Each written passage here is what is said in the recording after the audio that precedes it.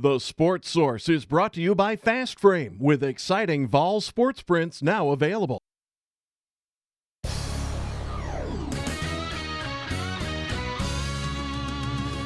You are watching East Tennessee's first and only year-round sports talk show on television.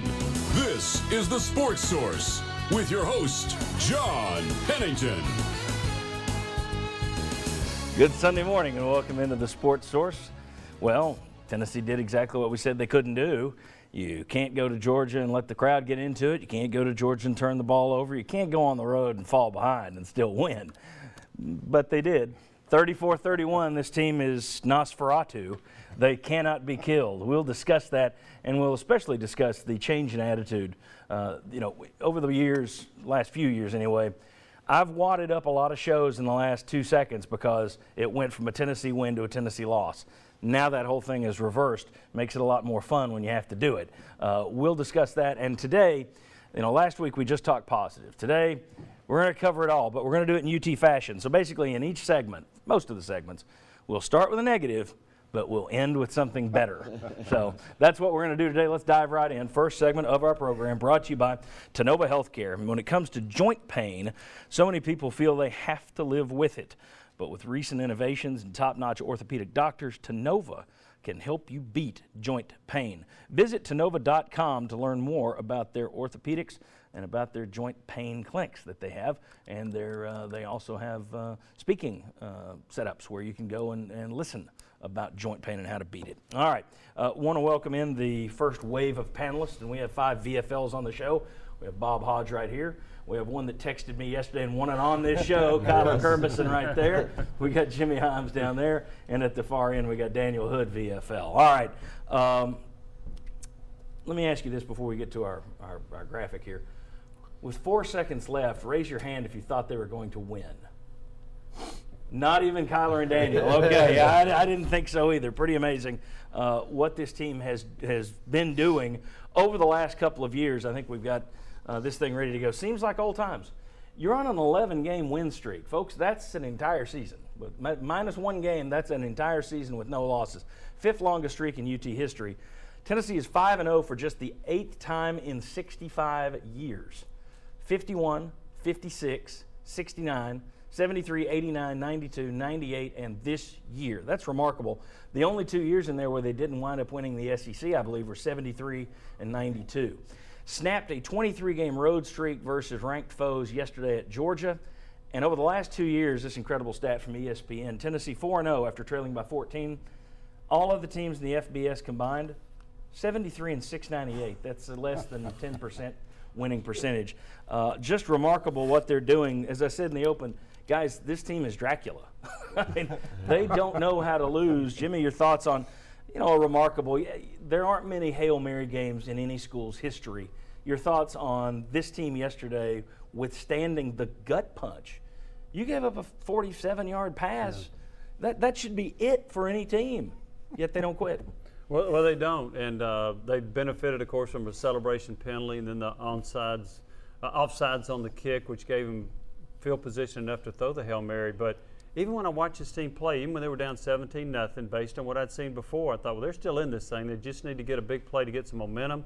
Then when they did, Georgia scores on a touchdown pass to the tight end that's wide open. I thought, I'm not sure about this one, but to pull it out the way they did, I think, was it Brett Kendrick? Maybe he said it best. I've never been in a game where I was so high, then so low, then so high again. And that was on the last 3 minutes. Yeah, in quick succession. Bob, I know that you probably weren't the only one who had this happen, but you didn't see the Hail Mary live. No, I decided after Georgia scored, the best thing for me to do would be to walk out in the middle of my field and sit down and just think and text. And then I heard my neighbors' homes erupt. And I thought, dang Georgia fans, I'll come up there tonight and kill your dogs. He's kidding. He's kidding. My neighbors all love me, and plus their family. So anyway, it was, I went running back in, and yeah, I had given up on it. I mean, with 4 seconds to go, the way that Georgia had scored, you're sitting there, the fan part of you just says, this is a gut punch, like you said, this is over, and I was sitting in a field. Missed it. Here's the thing that's really remarkable about this team, and it's why I wanted the two guys out here who played under Butch Jones, and Daniel Hood, of course, you were under a number of guys. Kyler, I'm trying to think, you were under Dooley as well there at the beginning. I thought it was interesting. Daniel, you texted yesterday, wouldn't have won this game under Derek Dooley. And you go back to the North Carolina game, the LSU game, this program found ways to lose games. Sometimes it wasn't their fault, but they found ways to lose. This program now has flipped. They are finding ways to win. This is a flawed football team. I think it's a very good football team, but I think it's got its issues. Most teams do, but they've got their issues. Right. But they mask them. They keep winning regardless. It's up here. You got to credit Butch Jones for the culture change, don't you? It is, and it goes back to something that Coach Jones taught us from day one. He said you create your own luck, and you say, well, how do you do that? And then you go back to how you train from January to August, and that's why I think Dewey's biggest mistake was the strength coach that he hired, because you didn't set the standard then. Well, with Coach Lawson, with Coach Surson, you've got that standard now, and you see it in the App State game. You know, it started there. We fumble into the end zone in an overtime drive. Jalen Hurd makes an effort play to recover a fumble. And so it goes back to he's got a culture now. Guys have been under the same strength coach or same strength program for 4 years, and they've created this culture of never quit, always effort, and you create your own luck when that happens. Kyler, your thoughts on where this program has flip-flopped from when you got there to now? A complete turnaround. When I first got there, it was kind of, we're going to lose this game. Almost every game that we went out there, we would play the Floridas, the Alabamas, the Georgias that were really good that year, and no one believed that we were going to win. So now it's, we all know that we're going to win. That's how they think out there, is that we're going to win this game no matter what. That's why they were able to complete a Hail Mary pass with 4 seconds left and win the game, is because every guy on offense, every guy on defense thought, hey, we're still going to win this game. We still have a shot. So that mentality change and what Coach Jones has put into this program is huge. Guys, here's the thing. You had people say all offseason that just beat Florida and I'll be happy. Well, I was reading Twitter. That changed. That wasn't true. And next week they may lose to Texas A&M and everybody would be mad again. But Jimmy and Bob, you win 11 straight games. Northwestern was ranked. Florida was ranked and is your biggest rival, and you had the pressure of snapping the streak. You now got a 2-game winning streak over Georgia, a state that you have to recruit well in.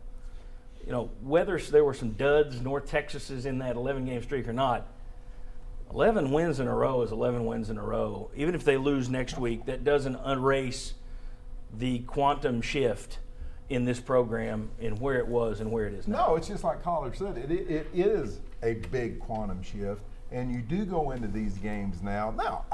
Yes, I thought Tennessee, with 10 seconds to go, did not have a chance to win that game. It was going to take luck. But up until that point, they had done a miraculous comeback. And you're seeing it time and time and time again. Now, there's issues that get you in that position. But I think the shift in mentality is huge. And I know Gary Danielson says momentum doesn't really mean anything in football games. I don't think I've ever seen a team ride momentum quite like Tennessee does. Yeah, they're the exception to his rule in terms of the momentum thing. Jimmy, you've covered a lot of Tennessee teams. Your thoughts on the turnaround that we've seen with this program, going from a team that finds a way to shoot itself in the foot, and now they can take a machine gun to their entire leg and still come out with a victory. Your thoughts on the program and where it's gone? I think a lot of it has to do with the positive energy that Butch Jones has brought. I do think, and as Kyle was talking about, with Derek Dooley, I think there was a lot of negativity that permeated. I think I remember him saying that his team doesn't have the stature to beat LSU or the stature to beat Alabama. That's got to rub off on players. I don't think Butch Jones approaches it that way. And regarding that winning streak, you're looking at a team. Look, name me the last Tennessee team that you thought could put together a winning streak like this. None in the last 10 years. I don't care if North Texas or Appy State was built into that. You still had some good wins along the way.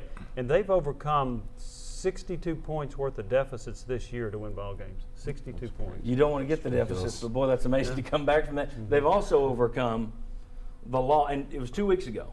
Before the Florida game, the week before the Florida game, we warned that if you have catastrophic injuries, then you probably have to change your predictions for this team.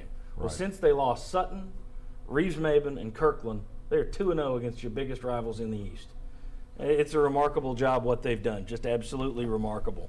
And back to the Dooley thing, you remember the kick against South Carolina, where Butch Jones told the kid, "You're going to make a kick today and win us the ball game." Whereas Dooley, I think the year before, had said something like, "Don't go out there and screw this up." And I saw where Butch Jones said before the game yesterday, said he took guys aside before the game and said, "Some of you guys are going to step up and win us a ball game today." Speaks to that positivity you're talking about. Bamboo takes a while to grow. Yeah, that's right. And somewhere we're looking for Derek Dooley now. All right. This team does have flaws. We will discuss some of those flaws. Can Tennessee keep covering some of these big issues up? And some of them repeat week after week. We'll discuss. But then also Josh Dobbs and his place in the Vol Hall of Legends, for lack of a better term, Valhalla, with a V-O-L, Valhalla. Look it up. We'll discuss Josh Dobbs and Tennessee's flaws when we come back.